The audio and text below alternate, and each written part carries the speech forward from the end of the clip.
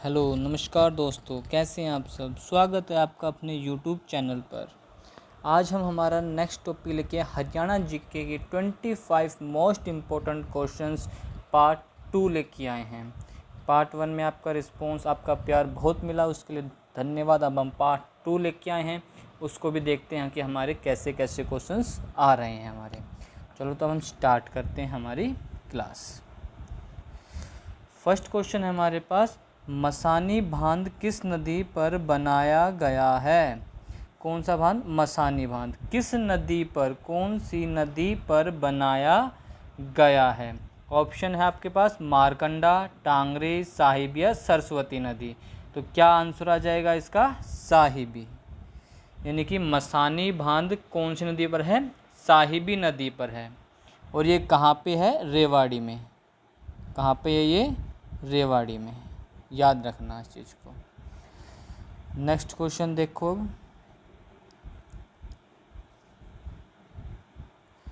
Next question हमारे पास है, हरियाणा में पंचायती राज कितने स्तर की हैं। हरियाणा में पंचायती राज कितने स्तर की हैं। ऑप्शन 1 2 3 4। कितने स्तर की? 3 स्तर की है। कितने स्तर की है? 3 स्तर की है हमारी हरियाणा में पंचायती राज।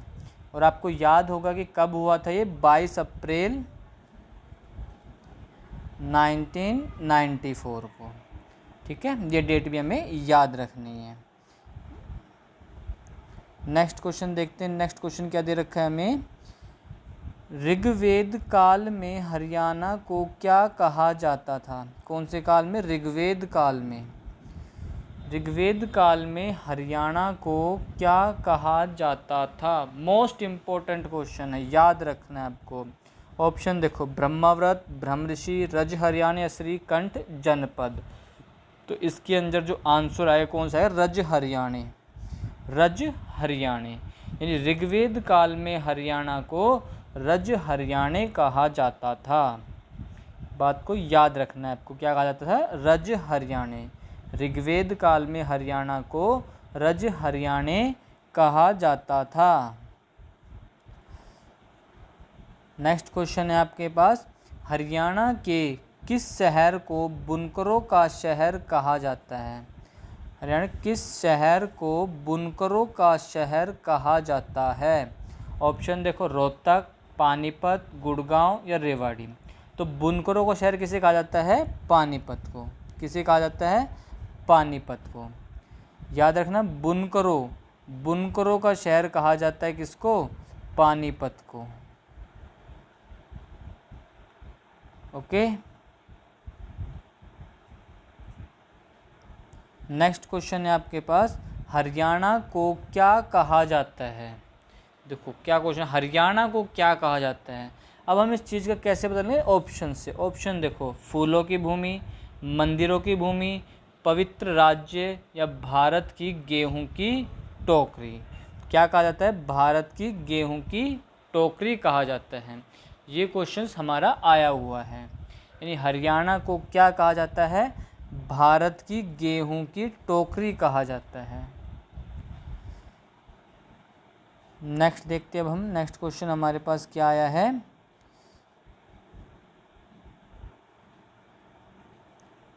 हाँ नेक्स्ट क्वेश्चन, हरियाणा में सरसों का सर्वाधिक उत्पादन कौन सा जिला करता है। हरियाणा में सरसों का सर्वाधिक उत्पादन कौन सा जिला करता है। ऑप्शन है आपके पास करनाल, महेंद्रगढ़, रेवाड़ी और भिवानी। तो कौन सा करता है इसमें? महेंद्रगढ़ जिला।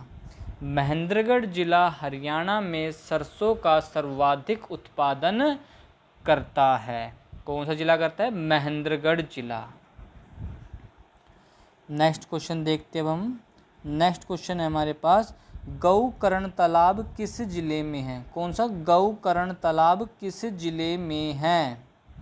अब यहाँ देखो, यहाँ बच्चे गलती करते हैं। क्या गलती है? अब क्या देखते हैं? कर्ण को देख लेते हैं। भाई कर्ण है, कर्ण है तो करनाल कह दोगे आप, मगर नहीं। यानी गौकर्ण तालाब कहाँ पर है? इसमें रोहतक में। कहाँ पे है? रोहतक में। मोस्ट इम्पोर्टेंट है, इसमें गलती होती ही होती, क्योंकि कर्ण को देख के करनाल ऑप्शन दिखता है। यहाँ पे ऑप्शन में करनाल नहीं है, लेकिन करनाल आपको मिलता ही मिलता है ऑप्शन, क्योंकि कर्ण को देख के बच्चे क्या करते हैं, करनाल को टिक कर देते हैं। लेकिन याद रखना, गौकर्ण तालाब किस जिले में है, रोहतक जिले में है। रोहतक ऑप्शन नंबर 3, गौकर्ण तालाब रोहतक जिले में है। नेक्स्ट क्वेश्चन देखते हैं हमारे पास क्या आया। नेक्स्ट क्वेश्चन, पृथ्वीराज रासो किसके द्वारा लिखा गया है। कौन सा, पृथ्वीराज रासो किसके द्वारा लिखा गया है। ऑप्शन देखो, सूरसागर, गीत गोविंद, चंद्रबरदाई या अल्ताफ हुसैन आली। तो पृथ्वीराज रासो किसके द्वारा लिखा गया है, चंद्रबरदाई के द्वारा लिखा गया है। किसके द्वारा, चंद्रबरदाई के द्वारा लिखा गया है। कौन सा, पृथ्वीराज रासो, चंद्रबरदाई। नेक्स्ट हमारे पास, जिंद का पुराना नाम, किसका, जिंद, जिंद का पुराना नाम क्या है। ऑप्शन देखो, अग्रोदक, सराफाबाद, जैंतपुरी या दिव्यग्राम। तो जिंद का पुराना नाम क्या है हमारा, जैंतपुरी। क्या है, जैंतपुरी। अग्रोदक किसका है, अग्रोहा का है। तो जिंद का पुराना नाम क्या है हमारे पास, जैंतपुरी है। ओके, देखते हैं नेक्स्ट क्वेश्चन। देखो अब आपके पास क्या आया हुआ है। हरियाणा का निम्नलिखित में से कौन सा जिला खनिज संसाधनों में सर्वाधिक समृद्ध है। कौन सा जिला खनिज संसाधनों में सर्वाधिक समृद्ध है, कौन सा है। ऑप्शन देखते हैं, कैथल, करनाल, हिसार या महेंद्रगढ़। अब इस क्वेश्चन को देखो आप, इसका वैसे एक्चुअली में आंसर क्या है, महेंद्रगढ़। यानी कि हरियाणा का निम्नलिखित में से महेंद्रगढ़ जिला खनिज संसाधनों में सर्वाधिक समृद्ध है, क्योंकि यहाँ पे बहुत सारे खनिज संसाधन आपको मिलेंगे। लेकिन इस चीज़ में आप ये देखिए, जो खनिज संसाधन तो मिल रहे हैं हमें, और महेंद्रगढ़ में कोई भी कंपनी नहीं है, कुछ भी नहीं है, ठीक है। इसलिए यहाँ पे ये ऑप्शन गलत करना बन जाता है आपको। तो इसको आपको ध्यान रखना है, कौन सा ज़िला है, महेंद्रगढ़ ज़िला है। अगर यहाँ पे मैं गुड़गांव लिख देता हूँ तो आप ऑप्शन में गुड़गांव को ही टिक करोगे, मुझे पता है, लेकिन गुड़गांव हमारा रॉन्ग आंसर है। आंसर कौन सा सही है हमारे पास, महेंद्रगढ़। खनिज संसाधन सर्वाधिक समृद्ध कौन सा है, महेंद्रगढ़ जिला। महेंद्रगढ़ खनिज संसाधन में सबसे समृद्ध है। नेक्स्ट क्वेश्चन देखते हैं, हरियाणा के किस इलाके में 3री शताब्दी में योद्धियों का शासन था। हरियाणा के किस इलाके, मतलब किस जगह में 3री शताब्दी में योद्धियों का शासन था, आपको ये बताना है। तो ऑप्शन देखो, हिसार, अम्बाड़ा, रोहतक या पानीपत। तो हरियाणा किस इलाके में 3री शताब्दी में योद्धियों का शासन था, रोहतक में। रोहतक में योद्धियों का शासन था, कब, 3री शताब्दी में। और रोहतक के साथ साथ भी कहाँ था, सिरसा में भी था। रोहतक तो था, उसके साथ सिरसा में भी 3री शताब्दी में योद्धियों का शासन था। इन दोनों ऑप्शन को आपको याद रखना है, कभी रोहतक आ गया तो कभी सिरसा आ सकता है। तो जो आता है आप उसको ही आंसर टिक करोगे। अगर मैं आपसे पूछ लूँ कि योद्धियों की राजधानी कौन सी है, जो योद्धा था उनकी राजधानी कौन सी थी, नौरंगाबाद। नौरंगाबाद, नौरंगाबाद कहाँ पे है ये, भिवानी में, भिवानी, ठीक है। तो हरियाणा किस इलाके में 3री शताब्दी में योद्धियों का शासन था, रोहतक में था और सिरसा में था। और योद्धियों की राजधानी पूछी जाए तो भिवानी के अंदर है, नौरंगाबाद में उनका जो थी राजधानी थी। नेक्स्ट क्वेश्चन देखते हैं अब हम, पृथ्वीराज चौहान ने मोहम्मद गौरी को निम्नलिखित में से किस स्थान पर हराया था। किसने हराया था, पृथ्वीराज चौहान ने। पृथ्वीराज चौहान ने किसको हराया, मोहम्मद गौरी को। किस जगह पे हराया था, तराइन के युद्ध में हराया था। कौन सी जगह पे, तराइन, क्योंकि माना जाता है काफ़ी अच्छा युद्ध था, बेहतरीन युद्ध हुआ था तराइन का युद्ध, पृथ्वीराज चौहान और मोहम्मद गौरी के बीच जो हुआ था। 1191 में 1191 में पृथ्वीराज चौहान और मोहम्मद गोरी के बीच तराइन का प्रथम युद्ध था, जिसमें पृथ्वीराज चौहान जीत जाते हैं जबकि मोहम्मद गोरी हार जाता है। ठीक है, याद रखना, तराइन का प्रथम युद्ध 1191 में हुआ था। ये डेट भी आपको याद रखना है, बहुत इम्पोर्टेंट है। नेक्स्ट क्वेश्चन देखते हैं। नेक्स्ट क्वेश्चन क्या हमारे पास, राजा हर्षवर्धन का जन्म कब हुआ? किसका? राजा हर्षवर्धन का जन्म कब हुआ? ऑप्शन देखो, 560, 530, 590, 570। तो कब हुआ ये? 590 ईस्वी में। 590 ईस्वी में हुआ था राजा हर्षवर्धन का जन्म। और अगर मैं पूछ लेता हूँ कि इसके शासनकाल में कौन सा नगर प्रसिद्ध था, फेमस था, तो कौन सा था? थानेसर। कौन सा था वो? थानेसर था, जो हमने पिछली वीडियो में पढ़ा था। और अगर मैं पूछ लूँ हर्षवर्धन के पिता का नाम क्या था, तो प्रभाकर वर्धन। प्रभाकर वर्धन था।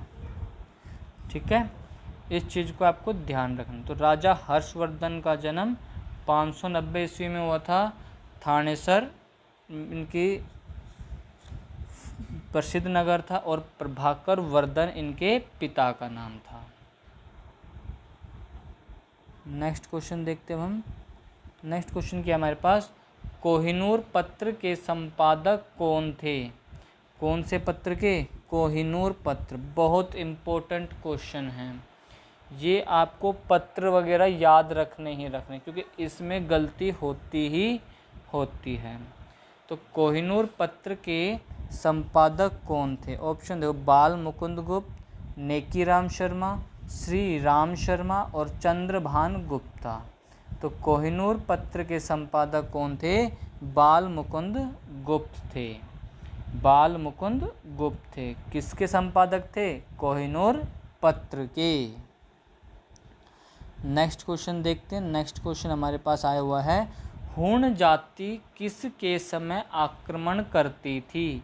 कौन सी जाति? हुण जाति किसके समय आक्रमण करती थी? ऑप्शन देखो, हर्षवर्धन, बंसीलाल, अकबर, इनमें से कोई नहीं। तो राइट आंसर होगा हमारा ऑप्शन नंबर 1, हर्षवर्धन।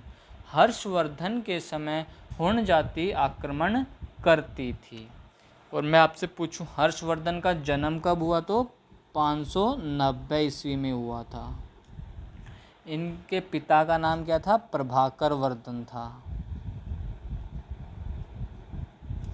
और आपसे पूछ लिया जाए इनके समय में कौन सी नगर ज़्यादा वैभव संपन्न था, तो थानेसर।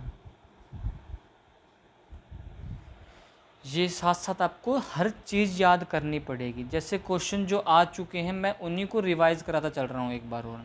अगर आपने मेरी पिछली वीडियो नहीं देखी हो तो प्लीज़ पहले उसे देखें, उसके बाद इस पे आए, क्योंकि डेली हम 25 क्वेश्चंस करेंगे। तो नेक्स्ट देखिए अब आप। हाँ, नेक्स्ट जो क्वेश्चंस है हमारे पास कौन सा है, चौधरी रणबीर सिंह। चौधरी रणबीर सिंह विश्वविद्यालय किस जिले में है? कौन सा विश्वविद्यालय ये? चौधरी रणबीर सिंह विश्वविद्यालय किस जिले में है? ऑप्शन देखो, हिसार, जिंद, कैथल और कुरुक्षेत्र। तो कौन सा जिला है इसका? जिंद जिले में। कौन से जिले में है? जिंद जिले में है चौधरी रणबीर सिंह विश्वविद्यालय। और कब स्टैब्लिश हुआ था ये? 2013 को। 2013 को स्टैब्लिश हुआ था हमारा चौधरी रणबीर सिंह विश्वविद्यालय, जो कि जिंद जिले में है। नेक्स्ट क्वेश्चन देखते हैं अब हम। हरियाणा में कलेसर राष्ट्रीय उद्यान किस जिले में है? हरियाणा में कलेसर राष्ट्रीय उद्यान किस जिले में है? ऑप्शन देखो, अम्बाड़ा, कुरुक्षेत्र, यमुनानगर और झज्जर। तो हरियाणा में कलेसर राष्ट्रीय उद्यान यमुनानगर में है। किस जगह है? यमुनानगर में। अगर आपसे पूछा जाए कि हरियाणा में राष्ट्रीय उद्यान यानी कि नेशनल पार्क कितने हैं, तो कितने हैं? 2 है।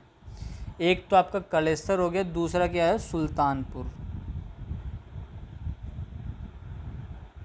सुल्तानपुर राष्ट्रीय उद्यान। नेक्स्ट क्वेश्चन देखिए अब आप। हरियाणा खाद्य एवं ग्रामोद्योग बोर्ड की स्थापना किस वर्ष हुई? खाद्य एवं ग्रामोद्योग बोर्ड की स्थापना किस वर्ष हुई थी? खाद्य एवं ग्रामोद्योग की तो किस वर्ष हुई थी? 1970 को। याद रखना, छोटी सी बात है, 1970 को हरियाणा खाद्य एवं ग्रामोद्योग बोर्ड की स्थापना हुई थी, 1970 को। नेक्स्ट क्वेश्चन हमारे पास क्या आ चुका है कि कपिल स्थल निम्नलिखित जिलों में से किसका नाम है? कौन सा? कपिल स्थल निम्नलिखित जिलों में किसका नाम है? ऑप्शन देखो, करनाल, कैथल, जिंद और पंचकुला। देखो कपिल और कैथल में कुछ मिक्सअप आ रहा है ना, तो आंसर क्या जाएगा आपका? Option number 2 Kaithal. यानी कैथल जिले को ही कपिल स्थल की भूमि कहा जाता है। नेक्स्ट देखते हैं हम। नेक्स्ट क्वेश्चन है हमारे पास, प्रसिद्ध कवि अल्ताफ हुसैन आली। कौन सा है? अल्ताफ हुसैन आली किसके शिष्य थे? किस शिष्य मतलब स्टूडेंट थे, किसके स्टूडेंट थे? कौन? अल्ताफ हुसैन आली। ऑप्शन देखो, मोहम्मद अफजल, मिर्ज़ा गालिब, सुल्तान या सादुल्ला। तो प्रसिद्ध कवि अल्ताफ हुसैन आली मिर्ज़ा गालिब के शिष्य थे। किसके थे? मिर्ज़ा गालिब के शिष्य कौन था? अल्ताफ हुसैन आली। नेक्स्ट क्वेश्चन देखते हैं। नेक्स्ट क्वेश्चन क्या है हमारे पास? सजावटी मत्स्य प्रजनन केंद्र किस जिले में है? ऑप्शन देखो, आपको ये ध्यान रखना है ये क्या नाम आ रहा है, नाम को याद रखना है कि सजावटी मत्स्य प्रजनन केंद्र किस जिले में है। सजावटी मत्स्य प्रजनन केंद्र किस जिले में है? ऑप्शन देखो, पानीपत, झज्जर, फरीदाबाद या रेवाड़ी। तो कौन से जिले में है ये? झज्जर जिले में। झज्जर डिस्ट्रिक्ट के अंदर है सजावटी मत्स्य प्रजनन केंद्र। सजावटी मत्स्य प्रजनन केंद्र कहाँ पर है? झज्जर डिस्ट्रिक्ट के अंदर है। याद रखना इस बात को, इम्पोर्टेंट में आते हैं ये चीज़। नेक्स्ट देखिए, नेक्स्ट क्वेश्चन है आपके पास, हरियाणा का प्रथम राज्यपाल कौन था? हरियाणा का पहला राज्यपाल कौन था? ये ऑप्शन दे रखा है, इसमें से आप खुद देखोगे और इसका आंसर कमेंट सेक्शन में डालोगे कि हरियाणा का पहला राज्यपाल कौन था। वो आपको आंसर किस में देना है? कमेंट सेक्शन में डालना है कि कौन था हरियाणा का पहला राज्यपाल। नेक्स्ट क्वेश्चन देखते हैं अब हम। नेक्स्ट क्वेश्चन क्या है हमारे पास? हरियाणा में धमाल नृत्य, कौन सा नृत्य आ गया? धमाल का प्रदर्शन कब किया जाता है? कौन से नृत्य का? धमाल नृत्य का प्रदर्शन कब किया जाता है? तो ऑप्शन देखो, सर्दियों के शुरू होने के दौरान, दिवाली के दौरान, विवाह के दौरान या फसल की कटाई के ठीक पहले। तो आदमी धमाल कब करेगा?